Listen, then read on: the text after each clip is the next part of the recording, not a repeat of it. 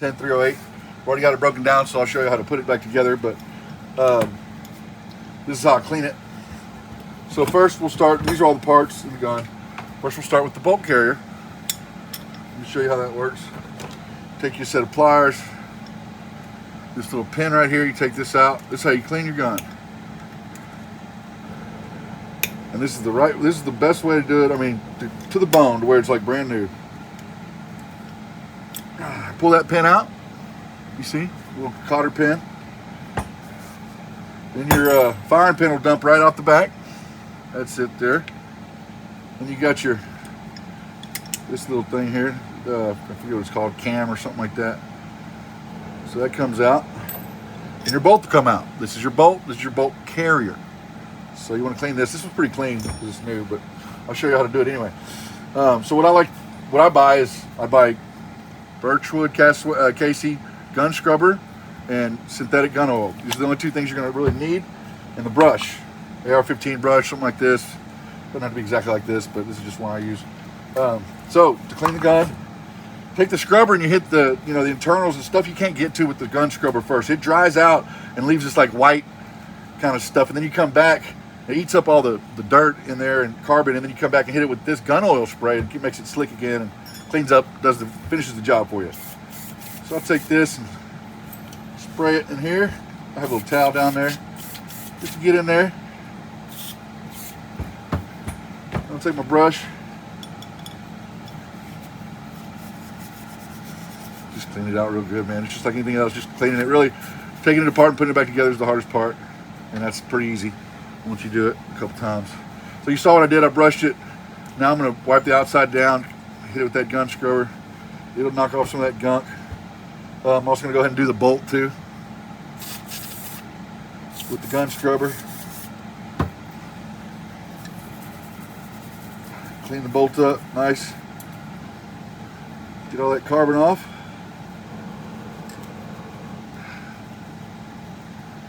Okay.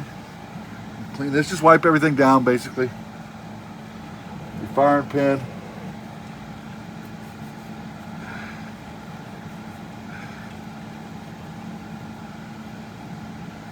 It already had some of that gun scrubber splashed on it, so I didn't need to add any more.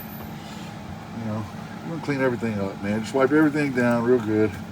I usually use a white rag, but this blue one I've been using lately, it's easier to use a white one because you can tell if it's clean or not. This is, I'll just keep hitting it. It's not that dirty. We just test fired it for a client. All right, so I got that done. Also I'll hit the lower with a little bit by the trigger. Gun scrubber. I don't usually hit the outside of it. And then of course the most important thing is one of the most important things is inside in here in the chamber. So get all that out. It's just for the inside. Take your brush again. Clean down in there real good.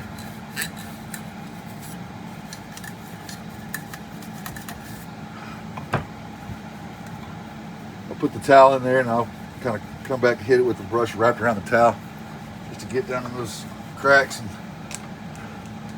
get it real nice and neat for the client.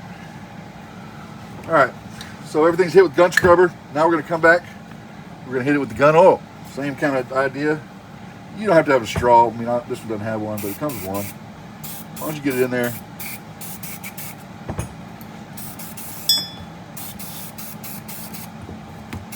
Pretty easy. Once you buy the right tools, I mean, the brush and the spray is all you need, man. Hit the outside with the gun oil. It keeps it from rusting and stuff, but it's Cerakoted, but it makes it look nice. Like I said, just a backup coat. And I hit everything with the gun oil, inside and out. Take your towel or microfiber, whatever you got. Just wipe it down real good. You can come back and hit it again once you get it together, but the main thing is just kind of hit it, you can be a little rough with it at first. So I'll let that dry a little bit, come back to that later. Go ahead and clean up my charging handle again. This charging handle is also Cerakoted, that's why it looks so smooth and it's not scratched after shooting it really.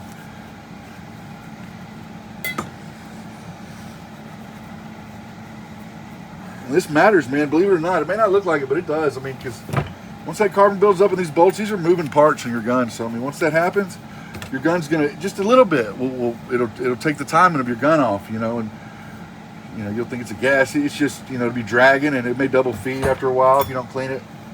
Start sticking. Depending on, like, if you shoot it suppressed, it's gonna happen really fast if you don't clean it, super fast, because you're suppressing all that carbon in there, and it's got to stick to something. It doesn't just vanish. Anyway, just wipe all this down again.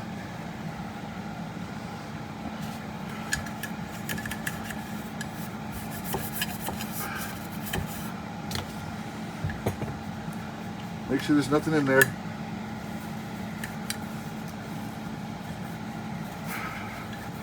It's looking pretty. This is black graphite Cerakote paint on this upper too. We do this for all the guns, you know, because we have to test fire them, make sure they run. So we want to make, you know, they get a little dirty when you test fire them. All right. So let's start with the bolt carrier. Here's the bolt carrier. Here's your bolt. Notice in your bolt, you've got this hole right here, and you've got a hole right here. This one's smaller than the other one. It's kind of like a cone. Anyway, you just stick that in there like this and spin that to where the bigger cone is on the, I don't know if y'all can see that, right there. And you take this here. See, that has a hole in it too. That's where your firing pin goes through. But anyway, you stick that in there, right?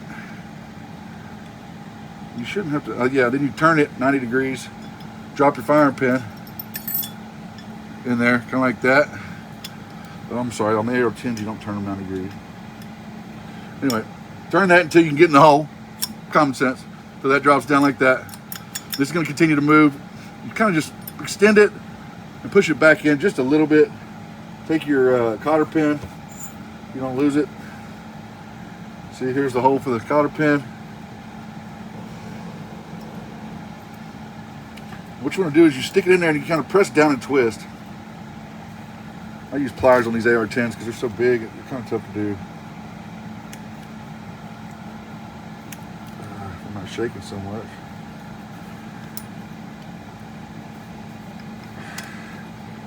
You want to press down and twist. Just like that.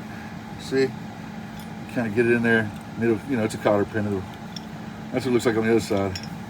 Make sure that's all the way down.